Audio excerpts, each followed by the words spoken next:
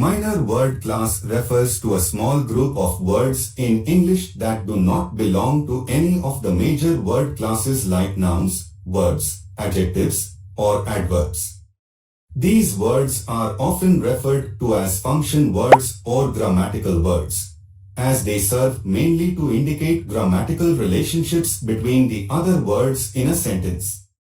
The minor word class includes words like articles, pronouns, prepositions, conjunctions, and interjections.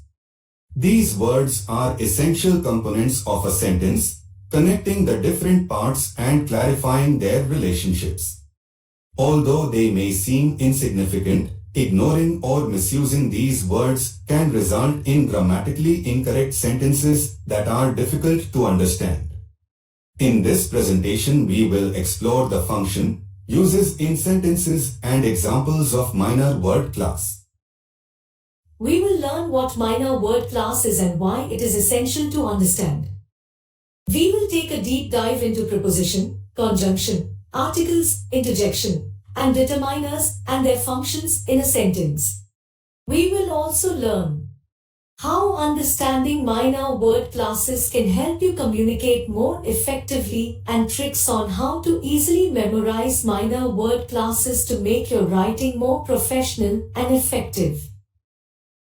So if you are new for this channel, please don't forget to subscribe, like and share this presentation.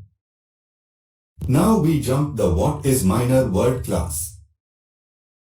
The minor word class includes words like articles, pronouns, prepositions, conjunctions, and interjections. These words are essential components of a sentence, connecting the different parts and clarifying their relationships.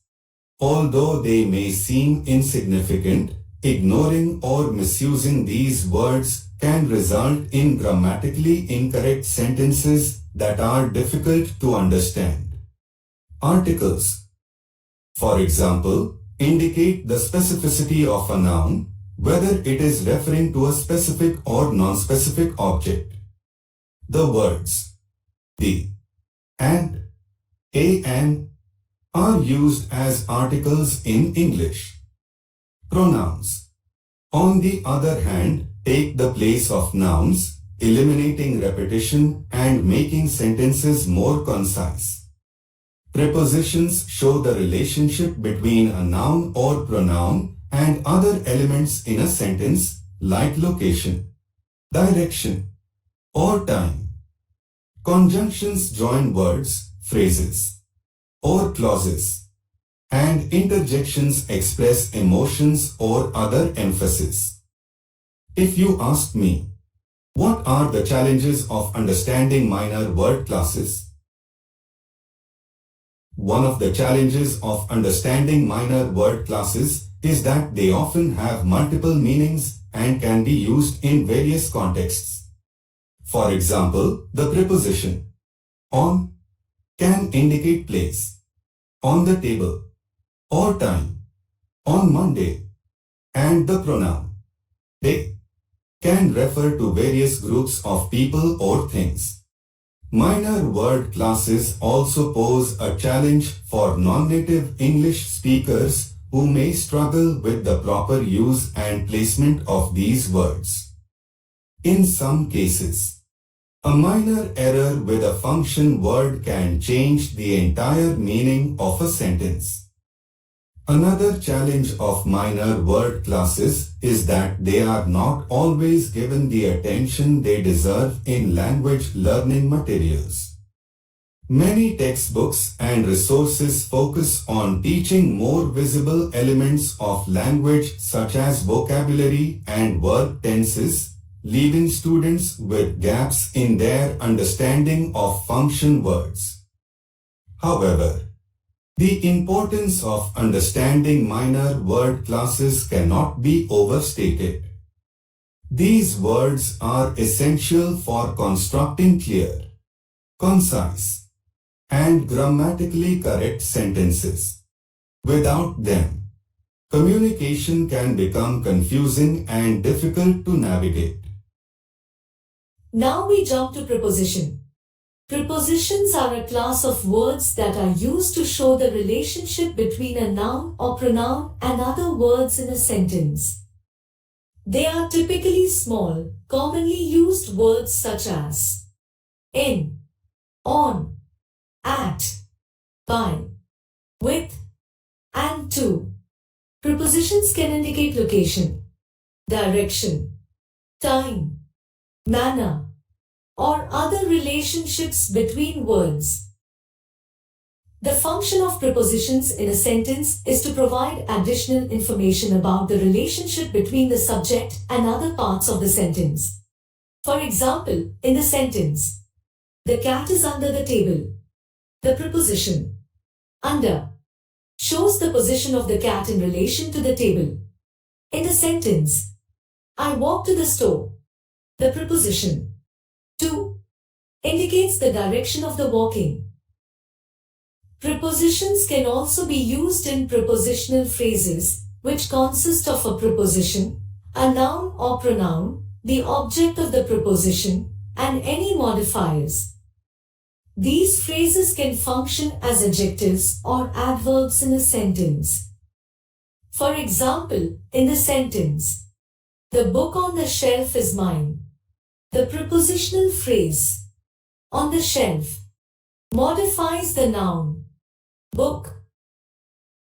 It is important to use prepositions correctly in order to convey the intended meaning of a sentence. Common mistakes include using the wrong preposition or omitting necessary prepositions. For instance, saying, I am the phone, instead of, I am on the phone, changes the meaning of the sentence entirely. Prepositions in space are words that indicate the location of an object. Examples of prepositions in space include in, on, at, beside, behind, and, under. For instance, consider the sentence. The cat is on the table. In this sentence, on is a preposition in space that shows the location of the cat. Prepositions in time, on the other hand, are words that indicate the timing of an event or action. Examples of prepositions in time include at, on, in, during, for, and since. For example, I will meet my friend at 3 p.m. contains the preposition at, which shows the time of the meeting. Prepositions in space and time are often used interchangeably. For instance, the preposition in can indicate the location of an object or the timing of an event. Consider the sentence, I will meet my friend in the park. In this case, in shows the location of the meeting, whereas in the sentence, I will meet my friend in an hour, in indicates the time of the meeting. The use of prepositions in space and time is crucial in constructing clear and concise sentences. Misusing prepositions can lead to confusion and incorrect interpretations of the intended message. It is therefore essential to understand the appropriate use of prepositions in both space and time. There are several prepositions of direction and movement that we commonly use in English. These include to, from, into, out of, through, over, under, up, down, across, along, and around. To and from are used to describe the direction of movement between two places. For example, I am going to the store, or I came from the park. Into and out of are used to describe movement inside or outside of a place or object. For example, the dog ran into the house, or I got out of the car. Through is used to describe movement from one side to another, often by passing through something. For example, the bird flew through the window. Over and under are used to describe the position of something in relation to another object. For example, the plane flew over the city, or the cat hid under the bed. Up and down are used to describe movement in a vertical direction. For example, I climbed up the stairs, or the ball rolled down the hill. Across, along, and around are used to describe movement over a surface or around an object. For example, I walked across the bridge. We drove along the coast, or the children ran around the playground. It is important to use these prepositions correctly to accurately convey the intended meaning. Misusing or omitting a preposition can lead to confusion or misunderstanding. Now we jump to conjunctions.